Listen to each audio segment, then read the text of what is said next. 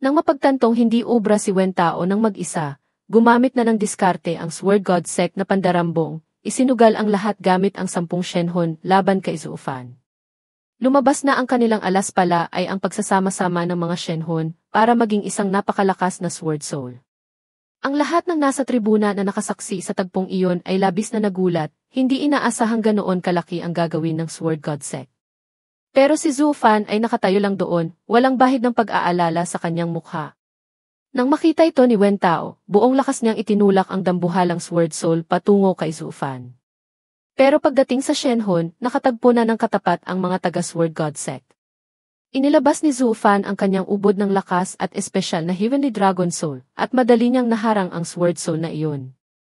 Napagtanto na rin ni Yelin na si Zhou Fan ang taong tinutukoy ng kanyang guro noon pa. Ang kanyang sigasig sa pakikipaglaban ay lalo pang tumindi. Sa mga sandaling ito, ang lahat ng nanonood ay malabo nang nahulaan ang pinagmulan ng Shenhon ni Zhou Fan. Lahat sila ay nasabik at nagsimulang mag-usap ng masigla.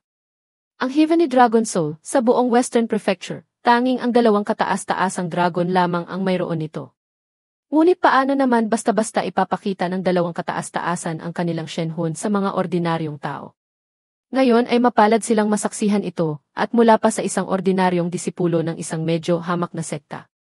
Ginamit ang lakas ng isang Shenhon para supilin ang 10 Shenhon na iyon, tunay ngang hindi biro ang reputasyon ng Heavenly Dragon Soul. Ang makapag-condense ng Heavenly Dragon Soul ay isang walang kapantay na henyo ng Demon Scheming Sect. Ito ay isang senyales na maaari na silang magkaroon ng kumpiyansa na makarating sa Two Dragons Court. Ang kaligayahang ito ay dumating ng biglaan. Sila sa lower 3 sects ay walang gaanong pangalan, malay natin, sa hinaharap ay sila pa ang mamuno sa buong Western Prefecture. Si Huang Puqingshan ay tuwang-tuwa na halos maiyak na at sinabing, itong paslit na ito, may ganito pala siya at hindi pa sinabi agad, pinag-alala pa ang mga tao ng husto, ha? Nanlaki ang mga mata ni Wen Tao, pagkatapos ay nagitngit ang mga ngipin at sumigaw, Zhou Fan, ano nang sinabi mo kanina? Na alam mong imposible pero ginagawa mo pa rin? May Heavenly Dragon Soul ka pala, ano nang hindi mo kayang gawin? Nagpanggap ka pang bayani, pinaasa mo lang ako sa wala, ikaw na walang hiya ka. Nanlaki rin ang mga mata ni Zhou Fan, pagkatapos ay ngumisi at sumigaw, ang sabi ko, malalampasan ko ang hirap at aangat ako. Hindi ko naman kayo tinutukoy, ah. Talagang mga mapag-angkin kayo. Bakit ba kayo nasasabik ng ganyan? Gusto niyo pa bang lumaban? Mas mabuti pang sumuko na lang kayo. Umismid si Wen Tao, Jenny, sumuko. Hinding-hindi mangyayari yan. Ngayong nailabas na namin ang aming 10 Shenhon, kailangan naming lumaban hanggang sa huli. Sumigaw si Wen Tao, at ang 10 tao ay muling bumuo ng hand seal, puno ng determinasyon ang kanilang mga mata, hindi kailanman urong. Sunod-sunod na matitinis na tunog ang umalinggaw sa paligid. Ang Sword Soul na hawak ng Dragon Claw ng Heavenly Dragon Soul ay nagsimulang gumalaw, pilit na kumakawala. Kahit napakalakas ng Heavenly Dragon Soul, ang 10 Sword Soul mula sa 10 eksperto ay hindi rin mahina. Tunay ngang ang dambuhalang espada ay unti-unti nang nakakawala sa Dragon Claw, patungo kay Zhou Fan. Hindi nagpabaya si Zhou Fan. Agad siyang bumuo ng hand seal, at ang Dragon Claw ay lalo pang lumakas ng 3 bahagi. Nayanig ng husto ang grupo ni Wen Tao, at dumugo na ang gilid ng kanilang mga bibig. Gayunpaman, nagtiimbagang pa rin sila at nagpatuloy. Ang Sword Soul ay walang tigil na sumusugod, tila hindi mapipigilan ng Dragon Claw. Nagsimulang manginig ang 2 kamay ni Zhou Fan, kaya't napilitan siyang magbabala, Wen Tao, talaga bang gusto ninyong isugal ang inyong buhay? Kung magpapatuloy kayo, maaaring mapatay ko kayo o madurog ko ang inyong mga Shenhon. Kung ako ang mamatay, katawan ko lang ang mawawala.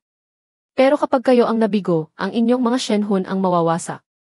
Mas malaki ang kapalit para sa inyo kumpara sa akin, maraming beses pa. Buo na ang loob ni Wen Tao.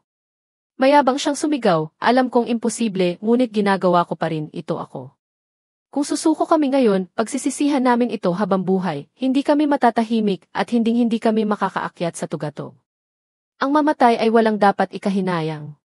Sumigaw siksitayan siyang ng buong sigla, Zhou Fan, dati akala ko isa akong baliw sa martial arts, na puro pakikipaglaban lang at paghahangad ng panalo ang alam, hindi ko alam kung ano ang aking Dao Heart. Pagdating ko sa Sword God Sect, sa wakas ay nagkaroon na ako ng sarili kong Dao Heart. Ang laban ngayon ay hindi para sa pakikipaglaban sa iyo, kundi para patibayin ang aking kalooban, para hinding-hindi na ito manghina. Ang 8 pang natitira ay sabay-sabay ding sumigaw, hinding-hindi manghihina. Hinding-hindi urong. Hinding-hindi manghihina. Hinding-hindi urong. Bahagyang tumango si Zufan at sinabing, kung ganoon, pagbibigyan ko kayo. Ikalawang pambihirang teknik ng Demon Scheming Sect, Ghost Dragon Claw.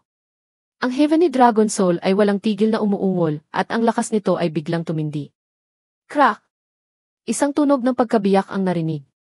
Sa dambuhalang Sword Soul ay lumitaw ang mga bitak.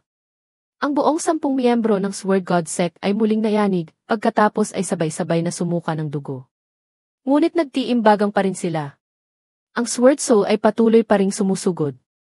Ang hand seal sa kamay ni Zufan ay unti-unti nang nabubuo. Ang lakas ng Dragon Claw ay patuloy na tumitindi. Kapag nakumpleto na ang hand seal, gagamitin ng Heavenly Dragon Soul ang Ghost Dragon Claw para durugin ang Sword Soul na ito.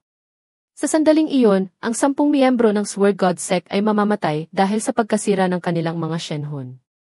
Ngunit nang malapit nang makumpleto ang hand seal, biglang huminto si Zufan. Nag-isip siya sandali, pagkatapos ay nagpalit ng ibang set ng hand seal. Ikatlong pambihirang teknik ng Demon Scheming Sect, Dark Coast How. Nang mabuo na ang hand seal, binawi ng Heavenly Dragon Soul ang Dragon Claw nito, pagkatapos ay ibinuka ng malaki ang bibig at umuungol. Ang malakas na sound wave, na may dalang sukdulang lakas ng Shenhun, mula sa Heavenly Dragon Soul, ay bumagsak ng malakas sa Sword Soul, na nagpayanig dito. Pagkaraan ng isang saglit, ang Sword Soul ay nagkawatak-watak at muling naging 10 Sword Soul, pagkatapos ay tumalsik pabalik sa katawan ng kani-kanilang may-ari. Ang 10 miyembro ng Sword God Sect ay malakas na nayanig, lahat sila ay sumuka ng dugo at bumagsak sa lupa, lupaypay at hindi na makatayo. Ang lahat ay labis na namangha. Malinaw na nakita ng lahat na sa huling sandali, nagpakita ng awa si Zufan. Tama, ang mga demonic cultivator ay laging may malulupit na pamamaraan, pero nagpakita siya ng awa sa mga righteous path cultivator. Kahit na walang anumang ugnayan sa pagitan nila, alam iyon ang lahat, ang mga taga-demonic path, mula pa noon, ay hindi nagpapakita ng anumang konsiderasyon kapag kumikilos. At kanina pa, binigyan na sila ni Zufan ng daan para mabuhay, sumuko lang sila.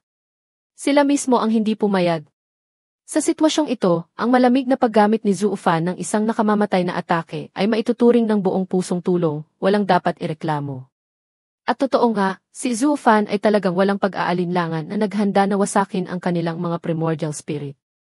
Ngunit sa huling sandali, binawi ni Zufan ang kanyang kamay, ginawang malubhang pinsala na lang ang dapat sana ipagwasak sa Shenhun. Ito ang nagpalito sa lahat, at nagsimula silang mag-isip at maghaka-haka. Sa kampo ng Heaven and Earth Righteous Sect, ang leader na si Zhao Dezhu ay tumango-tango ng may pagmamayabang at sinabing, ang mga demonic cultivator ay puno ng panlilinlang.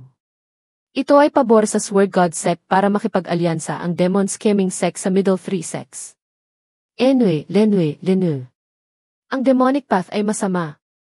Ang kaunting panlilinlang mong iyan ay maitatago mo sa iba, pero hinding-hindi makakalusot sa mata ni Zhao Dezhu. Ang kanyang dalawang mata ay nagniningning na parang nakikita na niya ang lahat. Pagkatapos ay mabilis siyang lumingon sa mga disipulo sa tabi niya at nagturo, nakita niyo ba kung gaano katulad ang mga baliw na demonic cultivator? Sa pagkakataong ito, tiyak na magpapasalamat sa kanila ang Sword God Sect. Hay, isa na namang Righteous Path Sect ang nalugmok. Nang marinig ang mga salitang iyon, agad na nagsalita ang isang disipulo, tama po ang sinabi ninyo, Senior Brother.